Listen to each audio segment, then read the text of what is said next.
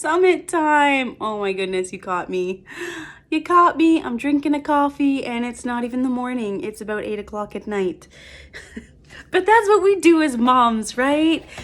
We sneak in every little minute that we can just to have a little bit of fun. And I've talked to so many moms, and one thing that moms do is they really just love drinking a coffee. Well, they do nothing. Maybe they scroll through their phone. Maybe they watch a million reels all by themselves, and they love every second of it. So that's the realness of it all. Welcome. My name is Melanie, and I'm originally from Ontario, Canada, but I currently reside in Alberta, Canada. We are actually in the midst of packing up our home. We've sold our home.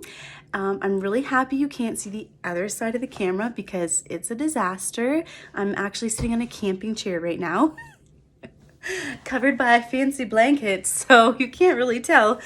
But I'm really excited. I run a daycare out of our home. I've been doing that for the past 6 years. I've been a daycare educator.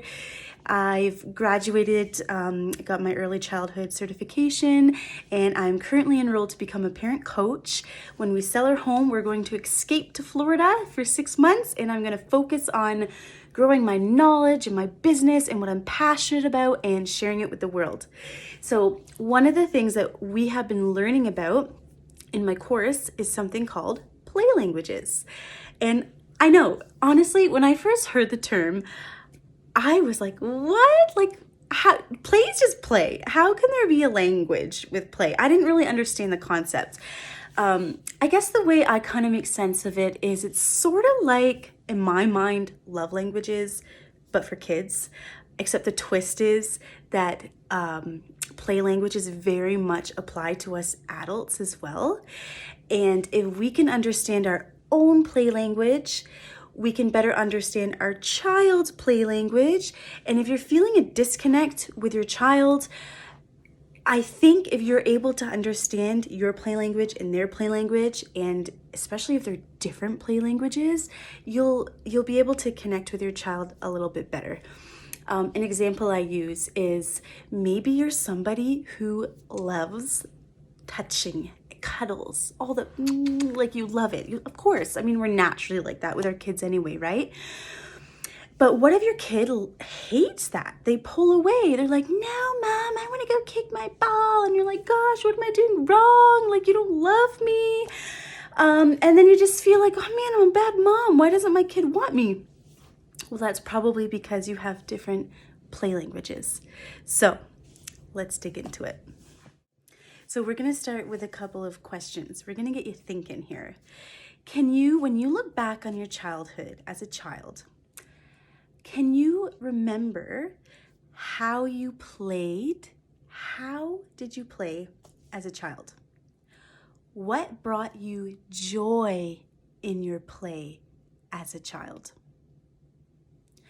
Now, fast forward and take a look at yourself today. What brings you joy today? What are your dreams, your passions, your goals? What do you actually want to be doing today? Does it relate a little bit with how you played as a child? Are you able to connect your passions now with your passions then? So once you figured that out, I want you to think of your child. And you know what? Maybe you can take some time on the side to even just observe your child when they are deep into their play. Observe your child, take a couple of notes, and really just kind of pay attention to how they play. And if you could answer for them, what brings your child joy when they play? Can you pick out their interests from their play? I have a boy in my daycare who loves balls and loves anything to do with sports. He loves sports, and you can see it all over his play. You can almost like look in his future like, yep, you're gonna be a hockey player, you know? I mean, we shouldn't label, but you can see what his interests are because of his play. So after you've done that, look at what brought you joy as a child when you played, and look at what brings your child joy when they play. Are they similar? Are they super different?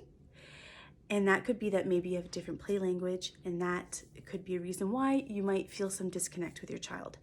If you have a child who is a teenager now, you can reflect back on how they played as a child, and you can even look at their interests now as teenagers and see if you're able to connect yourself with them. Play languages. Here we go. Now, each play language is actually attached to a need inside of you. And you might not resonate with just one play language. You might actually find yourself in this one over here, maybe a little touch of this one over here. So it's not just a black and white, this might be your only play language. So the first play language. If you have a need for the appreciation of your love of leadership, then you have a play language of action, initiation, and leadership. How did you play as a child?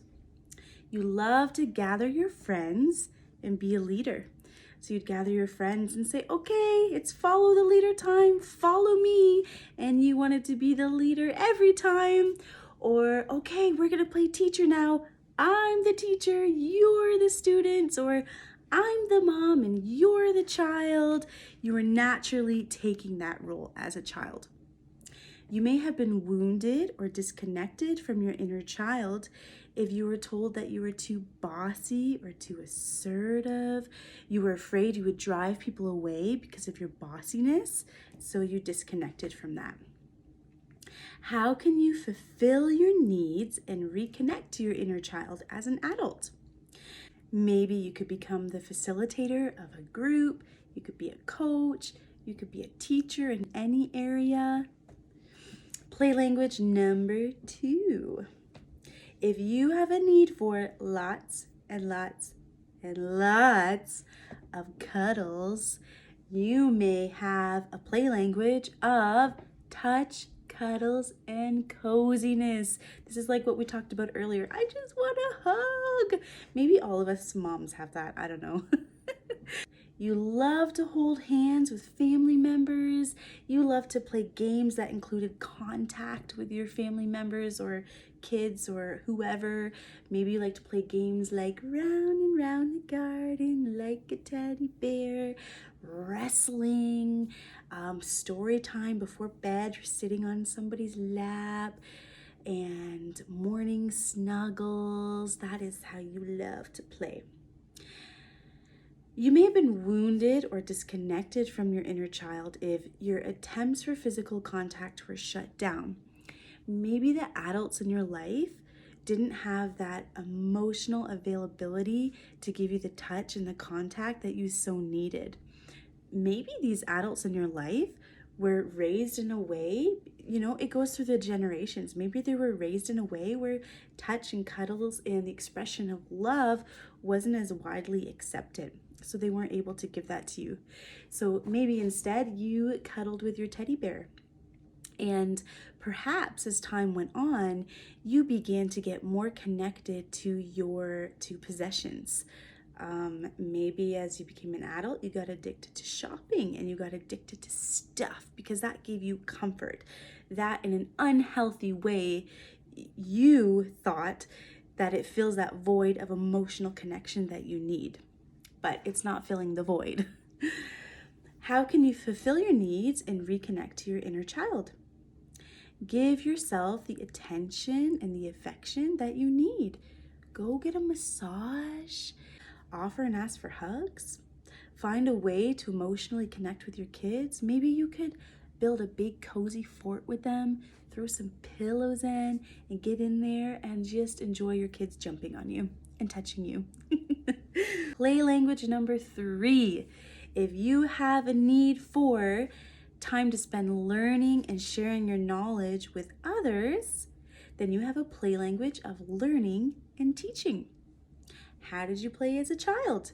You loved learning about things like dinosaurs, space, rocks, animals. The list goes on and on and on.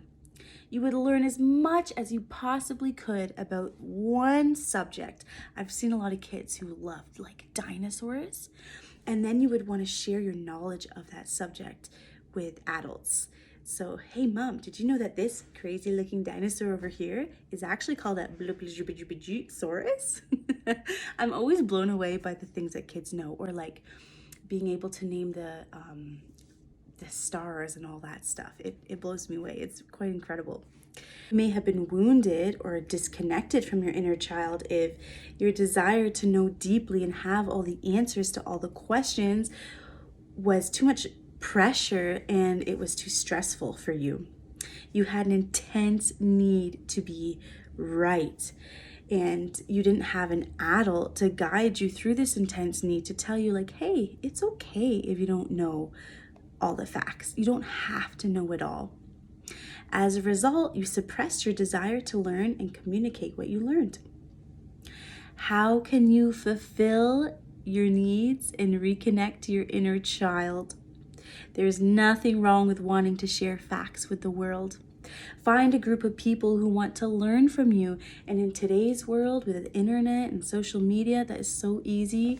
Start a YouTube page, start a Facebook page, start a blog, start a vlog, go on Instagram. There's so many different places where you can find your niche and share your knowledge with people who are excited to learn about it. Play language number 4. If you have a need to have time in the spotlight and be the center of attention, you have a play language of all eyes on me. These are the kids who, when they play, they're, hey mom, look at me. Mom, did you see what I just did? Mom, did you see my finger go from this to this?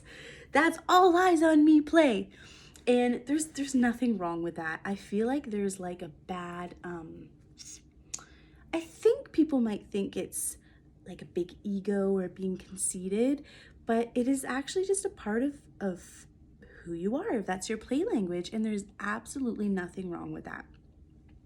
You may have been wounded or disconnected from your inner child if you wanted attention so bad that you did everything to become a perfectionist. And if you weren't getting the attention that you so desired, you became extremely jealous when you saw others get attention and praise, and you began to feel inadequate.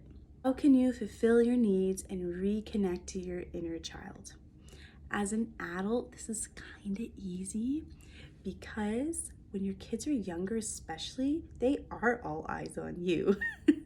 Make the home your stage. Make a one-person puppet show, or sing songs or dance. Make yourself the center of attention. Get the appreciation that you need. There is nothing wrong with that. Be honest with your group of people. If you have that play language, tell them, hey, I need to be adored. I would really appreciate it if you could appreciate me. And if you have a really great group of friends, somebody who's a true friend, they'll understand that and you'll do that. They will do that. It's okay to be open about this need. Play language number 5. If you have a need to create and express yourself, you have a play language of art, creativity, and unbounded expression. How did you play as a child?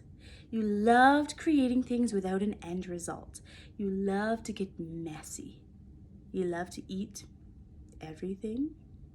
Maybe you expressed your creativity through creating things and being inventive. You may have been wounded or disconnected from your inner child if, as a child, you weren't supported through the process of creative expression. Instead, the end result is what your parent focused on. And I've noticed this actually, like running a day home through the years, is that I think as adults, we are naturally attracted to the end result. If your kid gives you a craft that is just doesn't make any sense and to our eyes is extremely ugly, I think we'd have a different reaction if we saw something that was pretty, that maybe the educator pretty much did for the kid. You know, so as adults, we are attracted to pretty things. So it is understandable if that happened to you as a child, if the adult was like, no, the eyeball goes there, it doesn't go on the chin, you know? So messes were discouraged and they were looked down upon, and the focus was more on the product and the skill and less on the emotional connection to the process. How can you fulfill your needs and reconnect to your inner child? Again, I feel like if you're a parent, this is actually kind of easy because kids love to be messy. So get messy with your kids. Get down on the floor with your kids. Who cares about the end result? You know what? Get some water beads and squish them. Throw them on your lawn. No, I'm just kidding. I don't know. Just do crazy things if you want. Have, do tasting sessions together. Ooh, blindfold yourself and taste stuff and just get crazy and creative and inventive with your kids and worry about the mess later. Play language number 6. If you have a need for helping others, contributing, caregiving, maybe organizing, making lists, you have a play language of caregiving and service. How did you play as a child? You guessed it, you were a helper. Mom, can I help you unload the dishwasher? Mom, can I cut the cheese? Mom, can I pick the plates and serve them at the table? Can I pour my milk? Mom, can I make you lunch? Took great pride in this, and you love to be appreciated for it. You may have been wounded or disconnected from your inner child if you weren't given the appreciation that you seeked for your acts of service. So as a result, you would start to lose interest and slack off. And then when you slacked off, you might have been labeled as lazy. Why aren't you helping around the house? And then you were maybe criticized. And then you labeled yourself as lazy, and then you just kind of gave up. How can you fulfill your needs and reconnect to your inner child? Connect to the heart of your inner child. Give yourself appreciation for your acts of service. Give yourself the validation that you need. If you rely on external validation, this may cause you to overextend and agree to things that will cause you to burn out. Play language number 7. This is my play language. If you have a need for activities that flood you with harmony and peace, you have a play language of simplicity, ease, and stillness. How did you play as a child? You wanted to make sure that everybody was included in the play. You felt the best when you saw everybody getting along and happy. You enjoyed lightheartedness and laughter, and you may have struggled with indecision. You may have been wounded or disconnected from your inner child if the weight of limitless possibilities, weighing options, thinking carefully, and deciding on a course of action that serves everybody and makes everybody happy felt like too much. You may have heard comments like, make up your mind already. That's me in the drive-thru even today. I don't know until I'm put under pressure what I want to eat. It doesn't help that I love everything. How can you fulfill your needs and reconnect to your inner child? Reconnect to your inner child by cultivating self-trust and commit to one small act every day that empowers your decision-making skills. Give yourself options without asking other people's opinions. Play language number 8. If you have a need for exposure to mystery and a healthy connection to the unknown, then you have a play language of intrigue, exploration, and a good scare. How did you play as a child? You had a deep need to understand life and all of its complexities. You would question and want to explore everything, including life, death, and the mysteries of the world. I know I actually had a girl in my day home today who was talking about death. And I know for me, naturally, I'm like, oh, death. But I think it's important that we allow our children, if they're curious about this, to talk about it. It's okay to talk about it because it's a fact. You know, we live and we die. And I think if we normalize it, it's not as scary to children. You may have been wounded or disconnected from your inner child if you didn't have an adult to guide you through your questions to help you make sense of the world and the unknown things in it. Every time this taboo subject was brought up, the subject would be changed and avoided. As a result, you just felt afraid, so you would shut down and avoid these topics at all costs. How can you fulfill your needs and reconnect to your inner child? Allow yourself to explore the mysteries of the world. Find healthy expressions to shine your light in this area. Anchor into your faith if you have one. Seek the truth, your truth, and don't be afraid to approach it and explore it. Play language number 9. If you have a need for adventure and spontaneity, you have a play language of exploration, big movement, and excitement. How did you play as a child? Everywhere you turned, the world was full of possibilities and excitement. You were full of energy and enthusiasm, and you didn't like to stay still for too long. You were always moving and exploring and then moving on, and then moving and exploring and then moving on, and maybe you would get bored quite quickly. You needed constant stimulation, experiences, sensations, and meeting new people. You may have been wounded or disconnected from your inner child if you were told that you were too loud, too needy, too talkative, too disruptive. You disconnected because you thought that your natural way of showing up irritated those closest to you. As a result, you would feel trapped, stuck, and disheartened. How can you fulfill your needs and reconnect to your inner child? Allow the spontaneity back into your life. Eat ice cream for breakfast. Honk and wave at random stranger. That's what my husband does. I don't know if we should do that, but go to the library, pick a few books, and read the first 10 pages out of every book. You rebel. Dream about where you want to travel and about the people you want to meet. Be quirky and confident and be yourself. People are attracted to that. Play language number 10.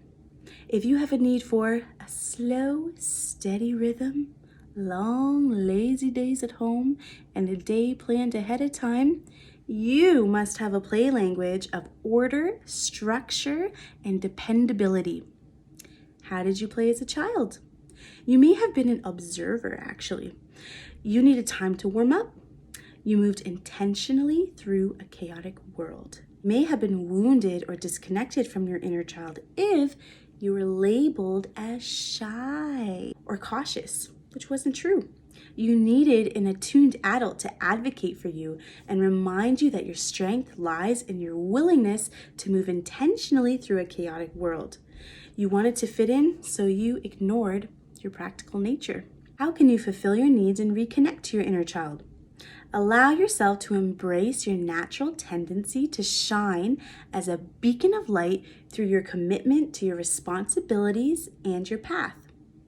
Your seriousness can model to those around you the necessary values and skills it takes to manifest one's dreams into the world in a way that is sustainable and long-lasting.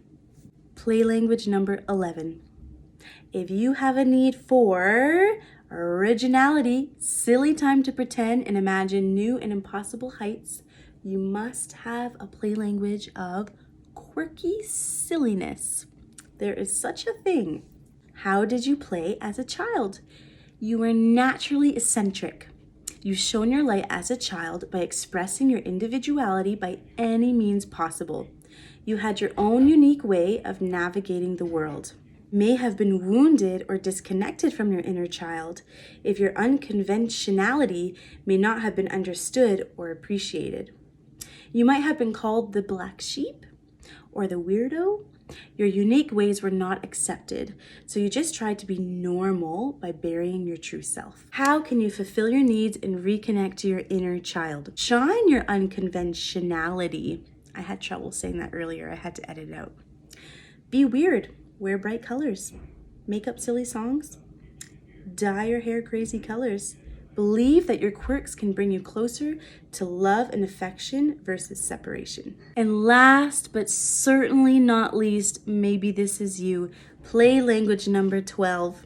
If you have a need for time to space out and just dream, then you have a play language of fantasy and hours of daydreams. How did you play as a child? You loved getting lost in dreamland. Maybe you had an imaginary friend. Your imagination ran wild and you loved having hours to yourself just to free play, tell stories, get into some books. You may have been wounded or disconnected from your inner child if this natural inclination to dig into rich fantasy may have been the cause of much criticism. You may have had some history of addiction in your family, and the sensation of becoming lost in anything actually frightened you. If you didn't have an aware adult to guide you in a healthy way, you became disconnected because the power of imagination became too strong for you to carry on your own. How can you fulfill your needs in this play language and reconnect to your inner child? Allow yourself safe ways to escape as an adult. Dive into a fantasy fiction novel. There are so many good ones out there. Get lost in a good movie. I love movies. I'm a movie person. Allow yourself 30 minutes to 1 hour every day to go into daydream world. You could journal, you could imagine, do whatever your heart desires. And then once you're done in that hour, get out of that hour, set that hour aside so that you're able to be present with your family afterwards. And those are the 12 play languages. I hope you enjoyed them and learned something about them. There is so much to learn about play. The subject is honestly so fascinating to me, and it is really true when they say that play is a child's work. So I have a challenge for you coming out of my presentation. Can you surrender to your child for at least 15 minutes a day, ideally half an hour to an hour, and play anything they want during that time? Allow them to lead the play. By doing this, you have a chance to experience deep bonding with your child and allow your bodies to be flooded with oxytocin, dopamine, and reset your connection. So I'm going to leave you today with a quote, which I'm going to read right here. Play is foundational for bonding relationships and fostering tolerance. It's where we learn to trust and where we learn about the rules of the game. Play increases creativity and resilience, and it's all about the generation of diversity. Diversity of interactions, diversity of behaviors, diversity of connections. Take care, everybody. Until next time, thank you for giving me the honor to speak.